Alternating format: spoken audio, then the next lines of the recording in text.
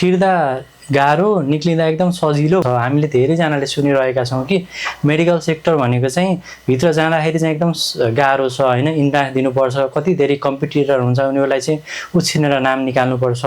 र त्यसको अलिकति अपोजिटमा चाहिँ सिएलाई चाहिँ हामीले छिर्दा चाहिँ एकदम सजिलो, निक्लिँदा चाहिँ एकदमै गाह्रो, एकदम पास रेट कम हुन्छ। तर मेडिकल फिल्डमा चाहिँ छिर्दा गाह्रो निक्लिँदा सजिलो भन्ने छ। तर त्यो आजकल चाहिँ निक्लिँदा पनि एकदमै गाह्रो छ होइन, पढ्न चाहिँ धेरै कुराहरू पढ्नुपर्छ। मेडिकल सेक्टर भनेको चाहिँ त्यसले छुट्टै सेक्रिफाइस बोकेको हुन्छ, तपाईँको भोक निन्द्रा प्यास सबै निकालिदिन्छ होइन। त्यो एक्जामको टाइममा चाहिँ यति धेरै स्ट्रेस हुन्छ कि कुरै छोडिदिनुहोस् होइन। हुन त हाम्रो लाइफ नै एक्जाम हो, तर पनि मेडिकल एक्जाम भनेको चाहिँ अरू एक्जामभन्दा अलिकति फरक नै हुन्छ। तपाईले जति पढेको भए पनि त्यो मनमा डर लाग्नु के कस्तो हुन्छ, जति पढ्ने मान्छे भए पनि डर त अवश्य पनि लाग्छ।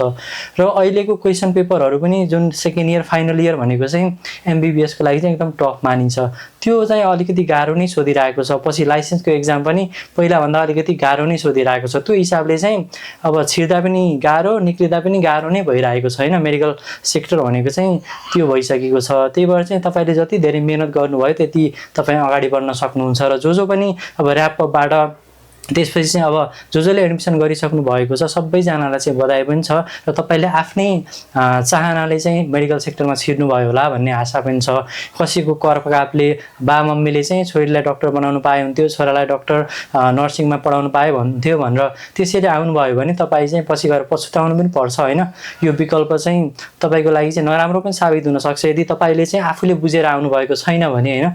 जस्तो बाहिरबाट देखिन्छ त्यो अनुसारको चाहिँ भित्रको फिल्ड चाहिँ त्यस्तो साह्रो छैन होइन। आफूले दुःख गऱ्यो भने त राम्रो हुन्छ, तर त्यो लेभलमा पुग्नको लागि चाहिँ धेरै नै गाह्रो छ होइन। अहिलेको परिस्थिति पनि त्यस्तै नै छ, त्यो कुरा तपाईँले बुझ्नुपर्छ। म त आफै स्वयंमै म डक्टर बन्छु भनेर आएको मान्छे, त्यही भएर तपाईँहरू पनि त्यो कुरा बुझ्नुपर्छ। र मेडिकल फिल्ड भनेको भास्ट छ, तर जति पढ्यो त्यति रमाइलो पनि छ। र आफूले पढ्ने रमाइलो गर्ने सबै कुरा हुँदै नै जान्छ। मेन भनेको हेल्थलाई ख्याल गर्नु होला। र जो मेडिकल फिल्डमा इन्टर गर्नुभएको छ सबैजनालाई अल द बेस्ट, एकदम राम्रो डक्टर नर्स प्यारामेडिक्स बन्न जानुपर्छ।